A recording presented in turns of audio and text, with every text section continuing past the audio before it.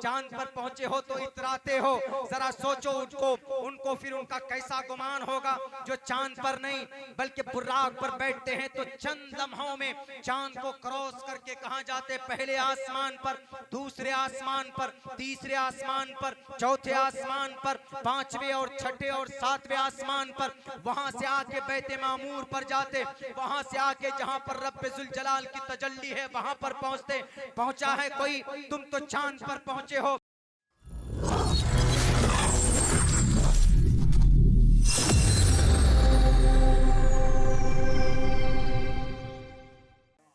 किसी ने अमीन का खिताब हासिल किया, मोहम्मद रसूलुल्लाह ने तिजारत की दुनिया में।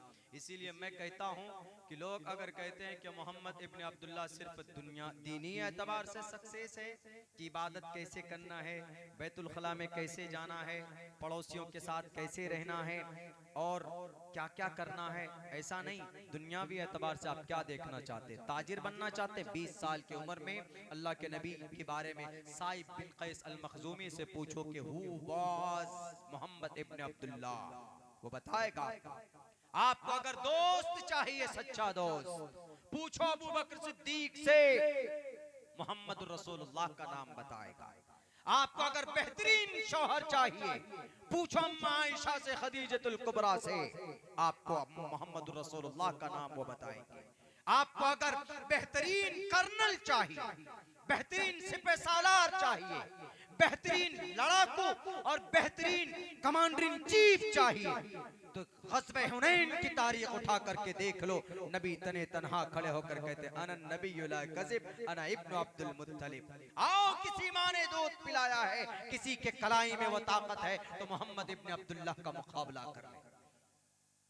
ये वो तारीख है जो सिर्फ मोहम्मद रसूलुल्लाह के बारे में समझते हैं कि नहीं, आप अलैहिस्सलाम सिर्फ इबादत बताने आए थे, आपने दुनिया के बारे में कुछ नहीं बताया। एक आदमी और भी ये सवाल करता है, मौलाना प्रोफेट मोहम्मद अल्लाह के नबी बिल्कुल सही, लेकिन एक बात बताइए, हर जगह पर मोहम्मद रसूलुल्लाह का फॉलो नहीं कर सकते हैं ना हम? हमने कहा कि हर जगह कर सकते हैं। बोला कैसे? हमने कहा कि बैतुल खला में जाते हो तो कैसे बैठते हो? उन्होंने कहा कैसे बैठते हैं? बैतुल खला में जाते टॉयलेट में बैठ जाते। हमने कहा कि नहीं, तरीका और तरतीब भी। कौन से पैर पे ज्यादा वजन डालकर बैठना है? बोला हाँ। हमने कहा कि हाँ, मोहम्मद रसूलुल्लाह ने बताया। सुन्नत तरीका, अदब क्या है बैतुल खला में जाकर बैठने का? अदब, टॉयलेट बाथरूम में बैतुल खला में जाने का, कौन से पैर आप पहले दाखिल करेंगे, कौन से पैर से बाहर निकलेंगे, ये सारी तरतीब, ये सारे आदाब अगर कहीं पर है तो मोहम्मद रसूलुल्लाह की जिंदगी के अंदर आपको मिल सकता। हमने कहा कि बुलाओ, पूछो दुनिया वालों से जिनको एतराज नहीं बता पाए। बोला अच्छा मौलाना एक बात बता दीजिए कि आज हम लोग बुलेट पे बैठते हैं, इनफील्ड पे बैठते हैं, अपाची पे बैठते हैं, खपाची पे बैठते हैं, मारुति पे बैठते हैं, BMW पे बैठते हैं, ट्रेन में बैठते हैं। हमको दिल्ली जाना हो तो राजधानी में बैठ कर जाते हैं, हमको अगर और तेजी के साथ जाना हो तो हवाई जहाज पर बैठ कर जाते हैं। जरा मौलाना ये बताइए, अल्लाह के नबी के जमाने में तो ये चीज थी नहीं। अल्लाह के नबी को अगर माने तो वही ऊंट पर जाना होगा, और ऊंट पर यहां से दिल्ली पहुंचते पहुंचते 1 हफ्ता लग जाएगा। तो आप कह रहे हैं कि मोहम्मद को मानो हर शोबे में, हम मान ही नहीं सकते। तो आप ही कहेंगे कि अच्छा ट्रेन से भी सफर करना जायज है, जा सकते हैं, तो फिर क्या बात मानने के लिए, क्या फिर कैसे आशिक हुए हम जो मोहम्मद जो रसूलुल्लाह की हर एतबार से हम पैरवी नहीं कर सकते? तो एक आदमी सवाल करता है कि आप अलैहिस्सलाम की हर जगह पर पैरवी जरूरी नहीं है, मोहम्मद रसूलुल्लाह की जिंदगी के अंदर में तेज रफ्तार सवारी नहीं, मोहम्मद रसूलुल्लाह की जिंदगी में तेज रफ्तार कोई ऐसी सवारी नहीं जिस पर बैठकर हम दिल्ली जा सकें, या चांद पर जा सकें, या आसमान पर जा सकें। लोग एतराज करते हैं, हम कहेंगे कि नहीं, तुम्हारा एतराज गलत है।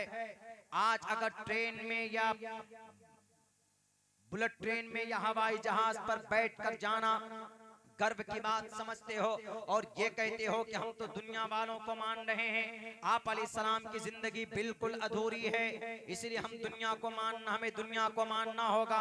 मैं ये कहूंगा कि ये भी गलत। आप अलैहिस्सलाम की जिंदगी में आप अलैहिस्सलाम ने तेज रफ्तार सवारी पर बैठकर भी सफर किया है मोहम्मद रसूलुल्लाह ने, और ऐसी तेज रफ्तार सवारी, ऐसी सवारी की कयामत तक कोई भी साइंसदान, कोई भी साइंटिस्ट, कोई भी टेक्नोलॉजी वैसी तेज रफ्तार सवारी नहीं बना सकती जिस पर बैठकर मोहम्मद रसूलुल्लाह ने सफर किया। और दुनिया का सफर नहीं, आप हवाई जहाज पर बैठेंगे तो 1 घंटे में सिर्फ 1000 किलोमीटर जा सकते, आप रॉकेट पर बैठेंगे तो 25 मिनट में 1000 किलोमीटर जा सकते, उससे तेज रफ्तार सवारी नहीं बनी। राजधानी पर बैठेंगे तो 1 घंटे में 80 किलोमीटर की रफ्तार तय करेगी, और अगर आप शताब्दी में बैठेंगे तो 1 घंटे में 60 और 70 किलोमीटर की रफ्तार उसकी होती।